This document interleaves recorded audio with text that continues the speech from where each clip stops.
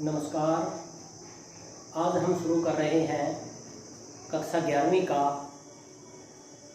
पहली पुस्तक, उसका पहला पाठ राजनीतिक सिद्धांत।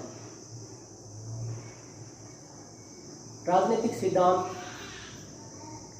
एक ऐसे पाठ के ऐसे विषय के बारे में है जिसको पढ़कर हम जान पाएंगे कि राज्यों का निर्माण, सरकारों की कार्यप्रणाली का जन्म किस प्रकार हुआ और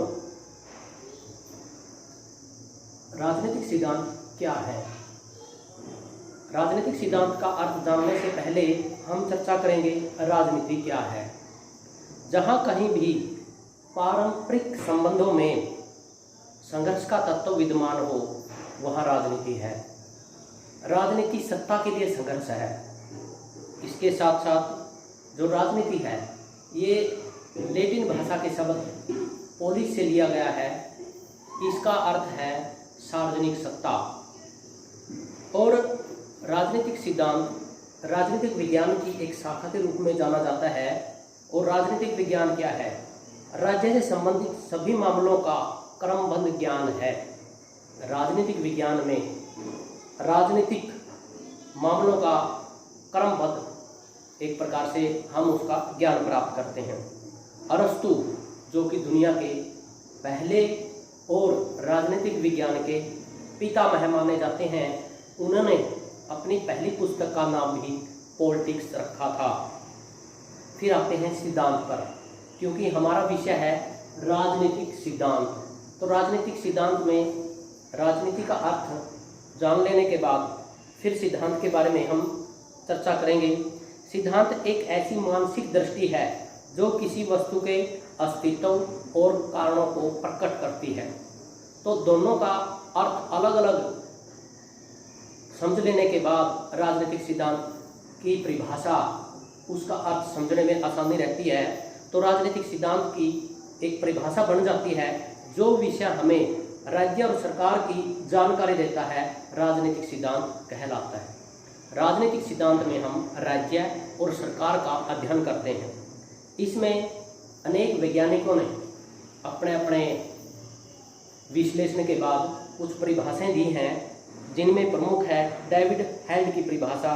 उन्होंने कहा है, राजनीतिक सिद्धांत राजनीतिक जीवन से संबंधित धाराओं का एक ऐसा समूह है जिसमें शासन, राज्य और समाज की प्रकृति व लक्ष्यों और मनुष्य की योग्यता का विवरण शामिल है। तो राजनीतिक सिद्धांत में हम राज्य और सरकार का अध्ययन करते हैं। कुछ नियम निश्चित किए जाते हैं, उसके आधार पर राज्य और सरकार का जो अध्ययन है वो किया जाता है। तो अध्ययन के जान लेने के बाद हम इसके कार्यक्षेत्र के बारे में चर्चा करेंगे। राजनीतिक सिद्धांत का कार्यक्षेत्र क्या है? पहला है राज्य का अध्ययन। राज्य का अध्ययन, राजनीतिक सिद्धांत में राज्य का अध्ययन किया जाता है। राज्य की उत्पत्ति क्यों, कैसे और किन सिद्धांतों को लेकर हुई। प्राचीन समय में जब अरस्तु ने, जो कि महान वैज्ञानिक माने जाते हैं, पॉलिटिक्स, उन्होंने एक ग्रंथ लिखा जिसमें राज्य के उत्पत्ति के कारण के बारे में चर्चा की गई। और ऐसा माना जाता है कि वो राजनीतिक विज्ञान का पहला ग्रंथ है। उसमें बताया कि राज्य का अध्ययन क्यों, कैसे हुआ। पहले समय में हजारों साल पहले राज्य का रूप क्या था, मध्यकाल में राज्य का रूप क्या हुआ और आधुनिक समय में राज्य का रूप क्या बना। तो इस सभी का अध्ययन राजनीतिक सिद्धांत में किया जाता है। सरकार का अध्ययन, सरकार का अध्ययन भी राजनीतिक सिद्धांत का एक महत्वपूर्ण बिंदु है। सरकार के अनेक प्रकार के रूप हैं। जब हम चर्चा करते हैं सरकार की कार्य के बारे में, तो सरकार के 3 अंग हैं: विधान पालिका, कार्यपालिका और न्यायपालिका। सरकार के दूसरे रूप भी होते हैं, केंद्र सरकार, राज्य सरकार। तो सरकार का अध्ययन राजनीतिक सिद्धांत का महत्वपूर्ण बिंदु है। नीति निर्माण प्रक्रिया, जब राज्य का निर्माण हुआ, उसने वहाँ के निवासियों को सुख सुविधा, उनका जीवन को ऊंचा उठाने के लिए कुछ नीति बनाई, जिससे लोगों का जीवन यापन अच्छा बने, उनको मौलिक आवश्यकताएं उनकी पूरी हो, शिक्षा स्वास्थ्य का काम हो। तो उसके लिए कुछ नीतियों का निर्माण किया गया। उन्हीं नीतियों का निर्माण का अध्ययन करने के लिए राजनीतिक सिद्धांत का कार्यक्षेत्र इसमें महत्वपूर्ण भूमिका निभाता है। तो नीति निर्माण प्रक्रिया का अध्ययन करना भी राजनीतिक सिद्धांत का मुख्य कार्यक्षेत्र है। अगला है शक्ति का अध्ययन। शक्ति का अध्ययन भी राजनीतिक सिद्धांत का मुख्य कार्य है। शक्ति क्यों, कैसे प्राप्त की जाती है, यह राजनीतिक सिद्धांत का मुख्य कार्यक्षेत्र है। व्यक्ति और राज्य का अध्ययन। राजनीतिक सिद्धांत में व्यक्ति और राज्य का क्या संबंध है, यह भी एक प्रकार से अध्ययन किया जाता है। व्यक्ति जिसके विकास के लिए राज्य का निर्माण किया गया है, राज्य के लिए व्यक्ति नहीं, व्यक्ति के लिए राज्य का निर्माण किया गया है। राजनीतिक सिद्धांत में व्यक्ति और राज्य का अध्ययन किया जाता है। अंतर्राष्ट्रीय संबंधों का अध्ययन। अगला जो महत्वपूर्ण कार्यक्षेत्र है राजनीतिक सिद्धांत का, अंतर्राष्ट्रीय संबंधों का अध्ययन किया जाता है। अंतर्राष्ट्रीय संबंधों में अध्ययन के लिए अनेक संस्थाएं, संयुक्त राष्ट्र संघ, आसियान, सार्क, ऐसी अनेक क्षेत्रीय संगठन होते हैं जिनका अध्ययन किया जाता है और उस देश का इन संगठनों के साथ क्या संबंध है, यह भी राजनीतिक कार्यक्षेत्र का एक मुख्य अध्ययन का क्षेत्र है। मानव व्यवहार का अध्ययन। मानव व्यवहार का अध्ययन भी राजनीतिक कार्यक्षेत्र में महत्वपूर्ण भूमिका निभाता है। मानव किन परिस्थितियों में क्या व्यवहार करता है और उसके व्यवहार का क्या परिणाम होता है, यह भी इसका मुख्य एक प्रकार से क्षेत्र है। इसके साथ साथ समानता, स्वतंत्रता और न्याय के सिद्धांतों की समीक्षा। राज्य द्वारा प्रदान किए गए समानता, स्वतंत्रता और न्याय के सिद्धांतों को किस हद तक वहाँ की जनता को, किस सीमा तक वहाँ की जनता को मिलता है, इसका अध्ययन भी राजनीतिक सिद्धांत में किया जाता है। नारीवाद।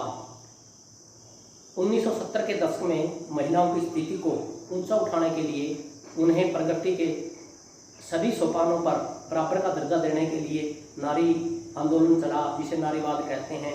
इसमें महिलाओं को सभी संस्थाओं में, चुनाव में, शिक्षा संस्थाओं में और दूसरी जो कार्यक्षेत्र की संस्थाएं हैं उनमें आरक्षण की बात चली। महिलाओं के उद्धार के लिए, उनके कल्याण के लिए अनेक आंदोलन चले और उस आंदोलनों का क्या परिणाम निकला और उससे महिलाओं की स्थिति में कितना सुधार हुआ, ये भी राजनीतिक सिद्धांत के कार्यक्षेत्र का अध्ययन का विषय है। विकास, आधुनिकीकरण और पर्यावरण की समस्याएं। जब आधुनिक समय में विकास अपने चरम बिंदु पर है, उसके साथ साथ पर्यावरण की समस्याएं भी पैदा हुई। प्रकृति का दोहन हुआ, पेड़ काटे गए, नगर बसाए गए, कृषि क्षेत्र में अनेक उद्योग धंधे लगाए गए, जिससे पर्यावरण प्रदूषण बढ़ा, जल प्रदूषण, वायु प्रदूषण बढ़ा। तो इन सब का अध्ययन करना भी राजनीतिक कार्यक्षेत्र का एक अध्ययन है। इसके साथ साथ कुछ पॉइंट और हैं जिनके बारे में हम चर्चा करेंगे। राजनीतिक सिद्धांत निश्चित करना। जो हम आज पढ़ रहे हैं, ये भी किन्हीं विद्वानों ने हमारे लिए राजनीतिक सिद्धांत तय किए थे और आने वाले समय के लिए नए राजनीतिक सिद्धांत निश्चित करना भी राजनीतिक कार्यक्षेत्र का महत्वपूर्ण कार्यक्षेत्र है। राजनीतिक दर्शन, यानी कि पॉलिटिकल फिलोसफी, इसका अध्ययन करना भी राजनीतिक कार्यक्षेत्र का अध्ययन क्षेत्र है। राजनीतिक सामग्री की व्याख्या और मूल्यांकन। राजनीतिक जो सामग्री है, जिसमें राज्य, सरकार और सरकार के रूप, इन सभी का अध्ययन करना, इनकी व्याख्या करना और इनका मूल्यांकन करना भी राजनीतिक सिद्धांत का कार्यक्षेत्र है। सकारात्मक और नकारात्मक पक्ष। राजनीतिक सिद्धांत में सकारात्मक और नकारात्मक पक्ष पर भी चर्चा की जाती है। और अंत में तथ्य और कारणों का संबंध निश्चित करना।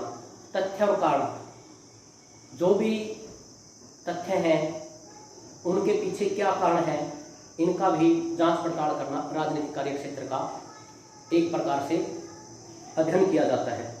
तो आज का जो प्रश्न है राजनीतिक सिद्धांत और उसका कार्यक्षेत्र, ये हमने कर ही लिया होगा और आशा करते हैं इसको अच्छी तरह लिखकर याद करेंगे और आने वाली परीक्षा में अच्छे अंक प्राप्त करेंगे।